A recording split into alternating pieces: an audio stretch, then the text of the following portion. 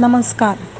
निसर्गदत्त महाराज यांचा आपण थोडाफार जीवन परिचय किंवा चरित्र थोडंसं बघू माहितीसाठी. कारण आपण त्यांचं प्रवचनावर रोज मनन चिंतन करतो, तर आपल्याला ते कोण होते हे काहींना माहिती नसेल तर माहिती असावं म्हणून आपण हा परिचय करून घेत आहोत. निसर्गदत्त महाराजांचं नाव मारुती शिवराम कांबळी. त्यांचा जन्म 17 एप्रिल 1897 साली मुंबईत झाला आणि त्यांनी देह ठेवला 8 सप्टेंबर 1981 साली मुंबईतच. मुंबईत जन्म झाला आणि मग त्यांना त्यांच्या आईवडिलांनी रत्नागिरी जिल्ह्यात कांदळगाव येथे नेले. ते त्यांचं गाव होतं. तिथे त्यांचं बालपण केलं. पुढे त्यांच्या पितृछत्र हरपलं. वडिलांचं निधन झालं आणि त्यामुळे कुटुंबाची जबाबदारी त्यांच्यावर येऊन पडली. त्यांना 4 बहिणी आणि ते 2 भाऊ. मग ते आणि वडील बंधू, त्यांचे मोठे बंधू कामाच्या शोधात मुंबईत आले, गिरगावात, आणि त्यांनी विडी काडीचा व्यवसाय चालू केला. त्यांची चक्क पानाची गादी होती.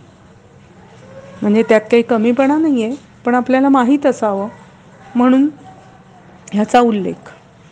तर त्यांनी अशा तऱ्हेने व्यवसाय सुरू केला. हळूहळू त्यांच्या कुटुंबाला, आईला, सगळ्यांना आणलं. हळूहळू स्थिर स्थावर व्हायला लागलं. वडिलांची जबाबदारी वडील नसल्यामुळे या दोन्ही भावांनी घेतली. कुटुंब कबिला चालू झाला. पुढे व्यवहार व्हायला लागले.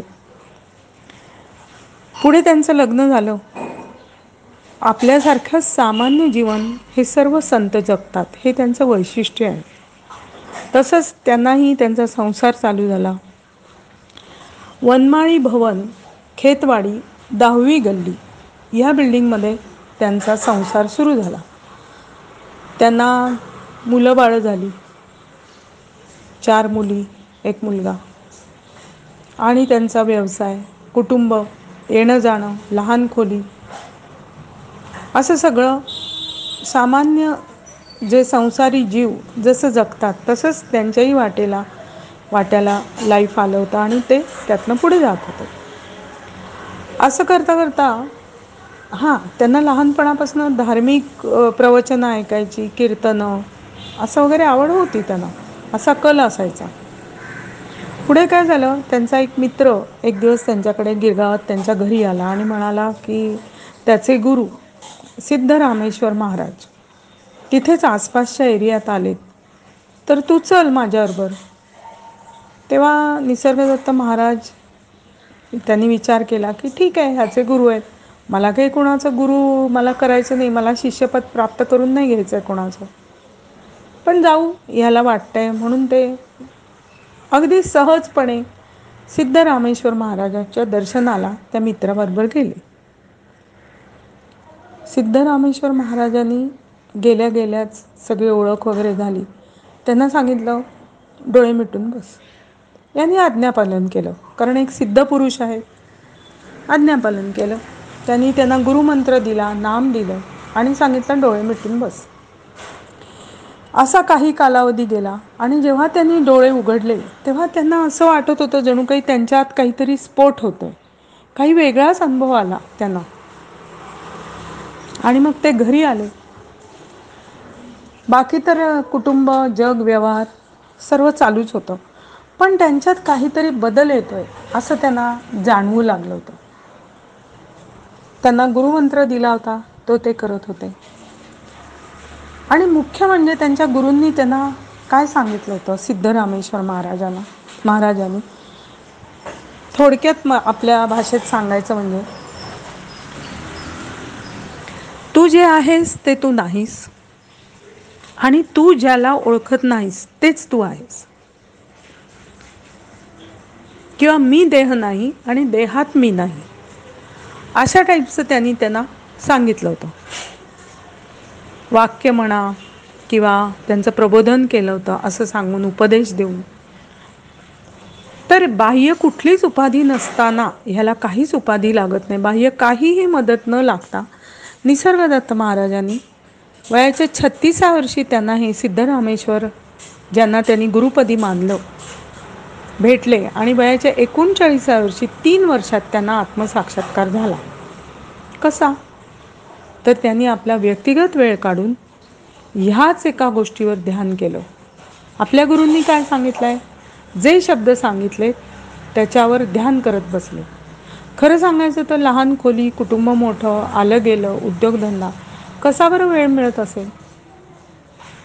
रात्रीचा किंवा पहाटेचा, दिवसभर धकाधकीचं जीवन. पण जे काही व्यक्तिगत वेळ मिळत होता त्याच्यावर त्यांनी ह्या गोष्टीवर कॉन्सन्ट्रेट केलं की मी कोण आहे. जे मी आहे म्हणजे देह आहे, जे मी मला समजतो ते मी नाही, आणि जे मला समजत नाही माझ्यातलं परब्रह्म तत्व तेच मी आहे. आय एम दॅट, अहम ब्रह्मास्मी. सर्व वेद जे सांगतात ते वेदांचं ज्ञानच जणू काही त्यांच्या गुरूंनी दिलं. सर्व सच्चे खरे आत्मसाक्षात्कारी सत्पुरुष हेच ज्ञान सहज सोप्या शब्दात आपल्याला करून देत असतात. तसंच निसर्गदत्त महाराजांच्या गुरूंनीही त्यांना हेच ज्ञान दिलं की तू कोण आहेस. निर्गुण निराकाराचं स्वतःतलं अस्तित्व प्रत्येक प्राणीमात्रात असलेलं, सर्वात ते असलेलं चलचैतन्य म्हणा किंवा जड चैतन्य, प्रत्येक चलवस्तूत आणि जडवस्तूत असलेल्या चैतन्याची जाणीव करून देणारा उपदेश निसर्गदत्त महाराजांना त्यांच्या गुरूंनी दिला. मारुती कांबळीला निसर्गदत्त नाव सुद्धा त्यांच्या गुरूंनी दिलं. आणि मग पुढे निसर्गदत्त महाराज गमतीने म्हणायचे, पण मी निसर्गासारखा आहे, कुठेही दत्त म्हणून तुमच्या आयुष्यात येऊन उभा राहील.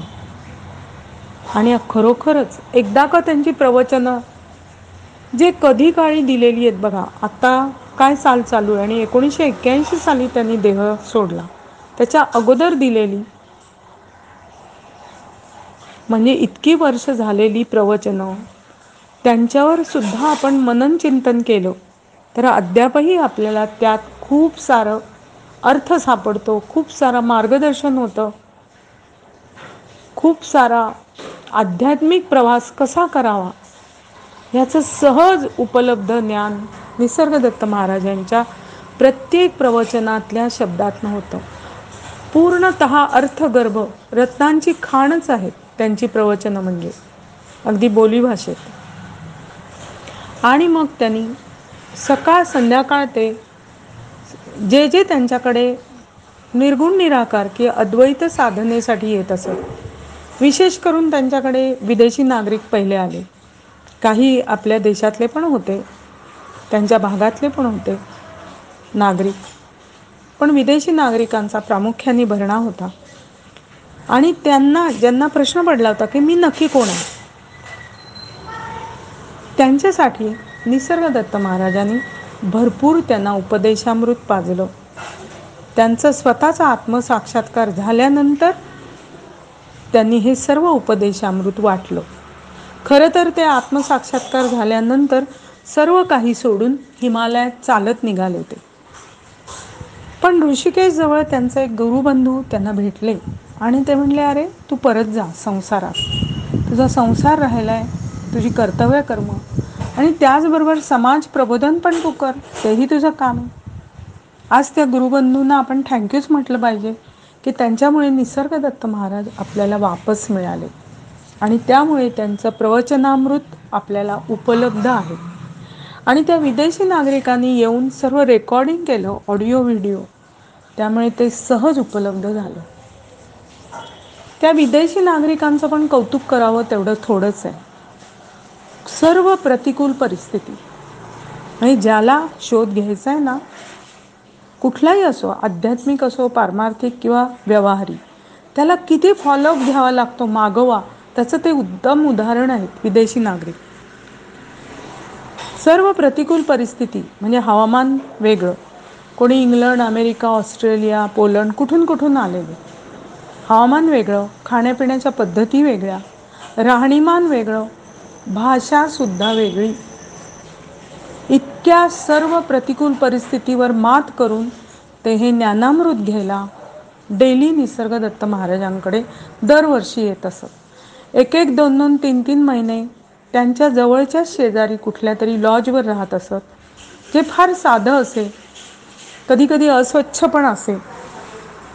तरीही ते तिथे राहून भारतीय अन्न खाऊन, दाल रोटी, जे त्यांचं अन्न नाही, हवामान त्यांचं नाही, इथलं राहणीमान, इथली पद्धती काहीही त्यांचं नाही, भाषा तिथे पण आडसर. या सर्व गोष्टीत ट्रान्सलेटर घेऊन रोज त्यांच्या एका छोट्याशा खोलीत येऊन मांडी घालून खाली बसून ते ज्ञानामृत घेत असत. केवढी ही ओढ, की काय ही तपश्चर्या. त्यामुळेच मॉरिस फ्रीडमन सारखे आत्मसाक्षात्कारी झाले असं निसर्गदत्त महाराजांनी या आपल्या शिष्याला डिक्लेअर केलं होतं. कारण मॉरिस फ्रीडमनने 1976 साली देह ठेवला, ज्यांनी आय एम दॅट हे पुस्तक जगभर नेलं महाराजांच्या प्रवचनावर. आणि महाराजांनी 1981 साली देह ठेवला. म्हणजे आपल्या हयातीतच, त्यांच्या हयातीतच मॉरिस फ्रीडमनने देह ठेवला होता. त्यामुळे त्यांनी डिक्लेअर केलं होतं की येस, मॉरिस फ्रीडमन आत्मसाक्षात्कारी झाले होते. म्हणून त्यांचा फोटो त्यांनी त्यांच्या खोलीत लावला होता. एवढं सगळं असून आत्मज्ञान प्राप्त करून, आत्मसाक्षात्काराची अवस्था प्राप्त करून निसर्गदत्त महाराज सर्व व्यवहारातही होते. ते संसारी साधक होते. आता ते साधक अवस्थेत नव्हते, ते गुरुपदाला पोचले होते.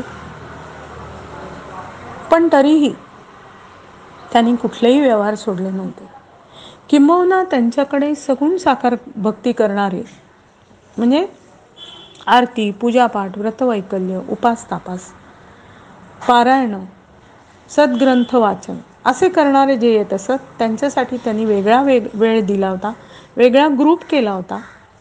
आणि त्यांना ते एकनाथी भागवत, दासबोध, गाथा यातले विवरण करत असत, विश्लेषण करत असत, अर्थ समजावून सांगत असत. आणि दुसरा ग्रुप मी कोण आहे ह्या शोधात असलेलं अद्वैत तत्वज्ञान, थोडक्यात सांगायचं म्हणजे, किंवा निर्गुण निराकार साधना, असे प्रश्न पडलेले की मी कोण आहे नक्की, मला कोण कंट्रोल करताय, ते परमेश्वर मीच आहे हे कसं कळणार, मला तर साक्षात्कार होत नाहीये, मला तर माझ्या देहाचा साक्षात्कार होतो, मग या देहात असणाऱ्या त्या परब्रह्म तत्वाचा साक्षात्कार कसा करून घ्यायचा, असे प्रश्न पडलेल्या सर्व लोकांचा त्यांनी वेगळा ग्रुप केला होता. असे 2 ग्रुप करून त्यांनी सगुण साकार साधनावाल्यांना त्यांच्याप्रमाणे शिकवलं. आणि निर्गुण निराकार जे स्वतःचं अस्तित्व, परब्रह्म अस्तित्व जाणू इच्छित आहेत, त्यांनाही त्यांचा वेगळा ग्रुप करून त्यांना त्यांचं ज्ञान दिलं. हे निसर्गदत्त महाराजांचं वैशिष्ट्य आहे. अशा तऱ्हेने त्यांच्या संप्रदायासाठी बोलायचं तर खरं तर ह्या संतांचा संप्रदाय बोलणं साफ चूक आहे. कारण हे राहतच नाही. स्वतः असे देहात असले तरी त्यांचे विराट रूपच असतं ते झालेलं. पण तरी समजण्यापुरतं त्यांचा इंचगिरी संप्रदाय, म्हणजे ॲक्च्युली हा खरं सांगायचं तर हा नाथपंथीच संप्रदाय, म्हणजे नवनाथातले रेवणनाथ, त्यांच्यानंतर काडसिद्धेश्वर, काडसिद्धनाथ, त्यांनी अनुग्रह दिला. निंबर्गी महाराज किंवा गुरु जंगलिंगम यांना, किंवा त्यांना निंबर्गी महाराज म्हणतात, निंबर्गी गावचे, त्यांनी अनुग्रह दिला. उमदीकर, भाऊसाहेब उमदीकर महाराजांना, उमदी गावचे, त्यांनी अनुग्रह दिला. सिद्धरामेश्वर महाराज, सोलापूरच्या पाथर्डी गावचे, किंवा ते मुंबईत राहत असत. आणि सिद्धरामेश्वर महाराजांनी अनुग्रह दिला निसर्गदत्त महाराजांना. असा हा इंचगिरी संप्रदाय असं म्हटलं जातं. खरं तर संप्रदायाच्या ह्याच्यात हे कुठलेच संत अडकलेले नाही. एक कळण्यापुरतं व्यावहारिक खूण म्हणून हे आपण म्हणतो. कारण आपण त्या ठिकाणी जाऊन ते दर्शनं घेऊ शकतो. त्यांच्या ठिकाणी जिथे त्यांनी साधना केलेल्या असतात त्या पवित्र जागी जाऊन आपण दर्शन घेतो, तो अनुभव घेतो, म्हणून सांगण्याचा इतकाच आशय. तर असेही निसर्गदत्त महाराज, ज्यांनी अखंड अद्वैत साधना शिकवली. परमेश्वर जे काही आहे ते मीच आहे. ते कसं? हा देह म्हणजे मी नाही, हे शरीर म्हणजे मी नाही, हे अखंड अभंग परमतत्व मी आहे, हे सतत स्मरणात कसं ठेवायचं हे शिकवलं. ही अद्वैत साधना, ज्याला कुठलीही बाह्य उपाधी लागत नाही, बाह्य काही मदत लागत नाही, फक्त तुम्ही आतल्या स्ववर कॉन्सन्ट्रेट करायचं असतं. आणि ते कसं, हे डेली त्यांनी प्रवचनाद्वारे मार्गदर्शन केलं येणाऱ्या विदेशी भक्तांना आणि अर्थातच आपल्या देशातल्याही काही भक्तांना. अशा तऱ्हेने त्यांनी मार्गदर्शन केलेली ही प्रवचनं आपल्याला उपलब्ध आहेत. ज्यांना मी कोण आहे हा प्रश्न पडलेला आहे, त्यांच्यासाठी ते अतिशय ती अमृतवाणी आहे. अक्षरशः अमृतानुभव आहे म्हणायला हरकत नाही. त्यामुळे मार्गदर्शन ज्यांनी केलं आहे, मार्गक्रमण आपल्यालाच करायचं आहे.